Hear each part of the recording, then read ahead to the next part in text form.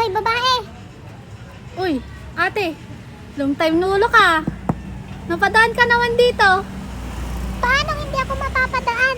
Ang daming pumunta sa bahay namin. Sinabi nila pinaskill mo daw yung pangalan ko dito sa harap ng Oo, tindahan nyo. pinaskill ko yung mga pangalan ng mga may utang dito, yung mga abot na ng 2 taon yung utang. Bakit mo Hindi na naman ginawa nagpakita. yun? Grabe ka naman. Pinapahiya mo yung tao. Pwede mo naman akong sabihan. Talagang Eh di pinaskill ko mo pa dyan sa nakasalanan harap. yun, te. Magdadalawang taon na yung utang nyo dito eh.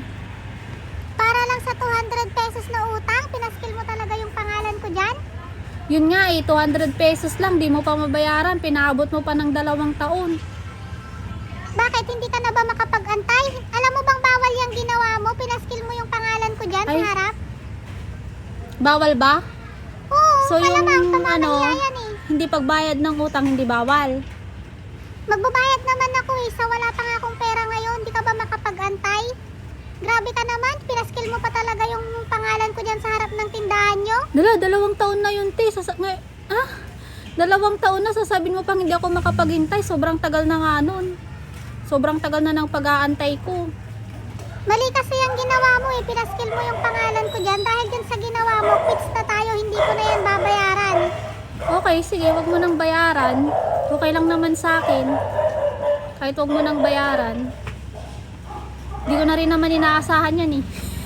Hindi mo na pala inaasahan eh, ba't nagpaskill ka pa? Dapat hindi mo na pinaskill, burahin mo na yung pangalan ko dyan. Ba't ko naman buburahin? Ba't ko naman tatanggalin yan? Eh di ba sabi mo hindi mo na babayaran? Hindi ko na nga babayaran kasi pinahiya mo na ako. Quits na tayo, alam mo ba yun?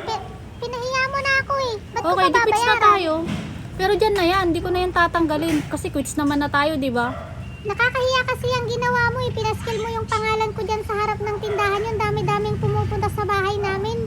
Sinasabi nilang nakapaskil yung pangalan ko sa listahan ng mga may utang. Alam mo bang pwede kitang ipabarangay sa ginawa mo? Eh di pa barangay mo. Samahan pa kita. Bakit ba napakalakas ng loob mo? Lakas-lakas ng loob mo ah. Eh sino bang Nakakabwisit mapapahiya pag pinabarangay mo ko?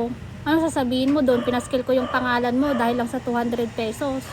Eh 2 taon na. Kahit pa 10 taon yan, hindi mo dapat pinapaskil yung pangalan ko dyan sa harap. Nakakahiya oh.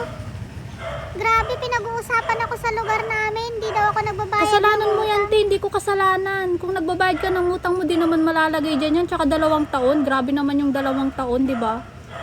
2 taon na, hindi mo pa rin kinakalimutan. Grabing utak yan ah. Kalimutan. Bakit ko naman kakalimutan?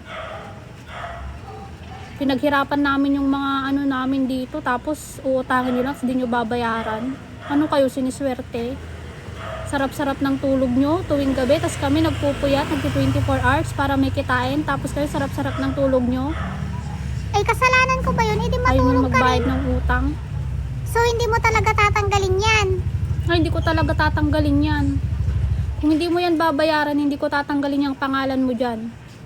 Visit ka talagang babae ka, laki-laki ng mata mo. Sige, babayaran ko na. Oh, kunin mo to 200, saksak mo sa baga mo.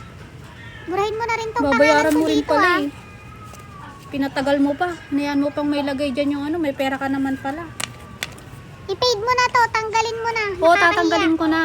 Gusto mo ikaw na magbura. Oh, pentel pen.